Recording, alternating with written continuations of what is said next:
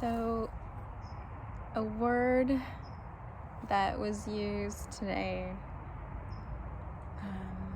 that really kind of hit me and that I wanted to talk a little bit about is the word resilience.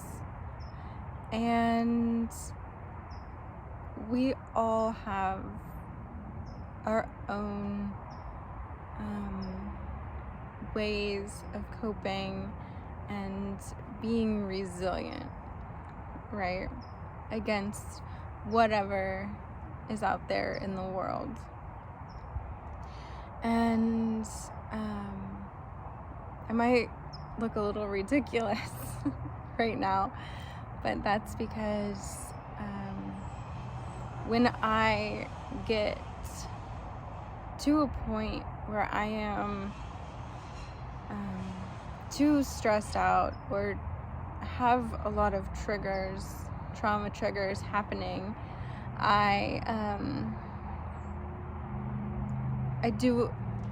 there's a few things that I do, but one of the things that I do is I put on sequins and I paint hearts on myself.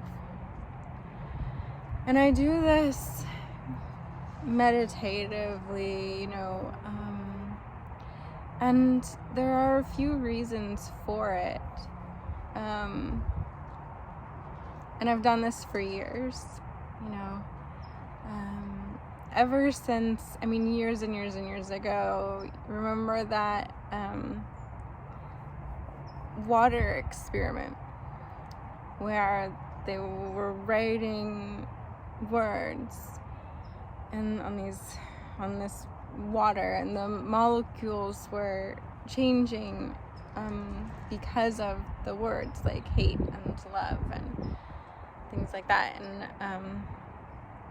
And I know that experiment has been redone over the years. I honestly haven't kept up on it, but it's something that really kind of resonated with me, since we are 60% water.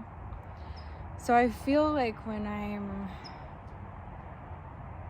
needing a reminder on a deeper level than what I can tell myself mentally, like a cellular level, I remind my cells in my body that they are worthy of love and of feeling love. And I do this by painting hearts. And the sequins are just because I like sequins, and you don't get enough opportunities to wear a sequin dress, and I have a lot. But anyway, resilience. There's a lot of things I want to talk about specifically with this, especially with having an invisible illness like functional neurological disorder that has been dismissed by doctors up until recently, for many years. And so a part of my struggle has been to be resilient against these doctors that are pushing me to the side and saying, it's all in your head, whatever, and we don't know what to do. I've had to keep advocating and fighting for myself and finding ways to want to keep doing that. And then, of course, there's also just random people that, don't know you. And the more you speak out, and the more that you put yourself out there, the more people there are gonna be that will try to bring you down for whatever reason. And in a way,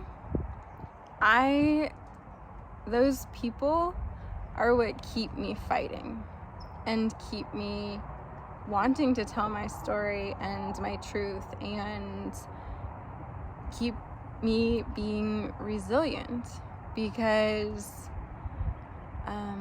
they obviously have something going on a lot deeper than whatever I'm doing, which is not important to them at all. You know, you don't have to watch my videos, you don't have to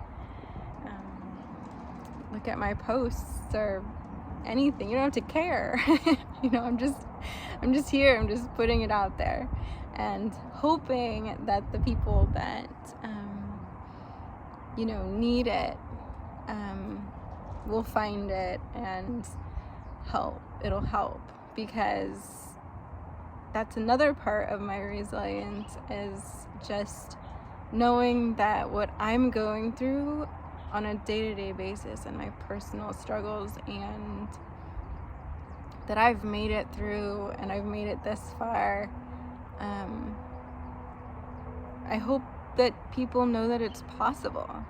You know, it's possible to keep fighting and to keep being resilient and to find ways to love, you know, yourself and tell yourselves that they're loved. And it can be something ridiculous like putting on sequins and painting hearts on your face.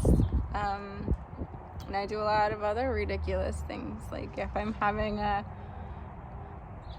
an incredibly emotional day, which I have a lot of, I put on eye makeup.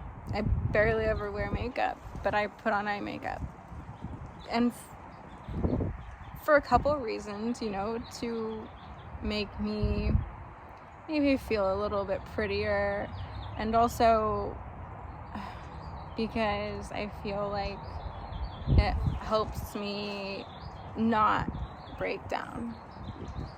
You know, I would look like smeared everywhere.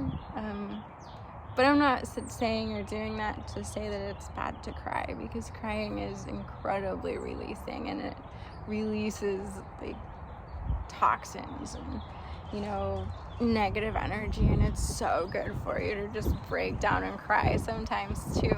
But you know, sometimes it's nice to not. But yeah, so resilience. I honestly don't think of myself as resilient.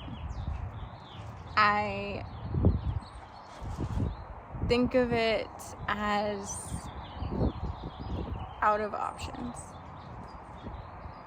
And what do you do when you're out of options? You have two choices.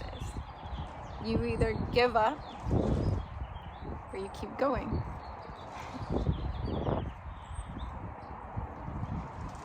So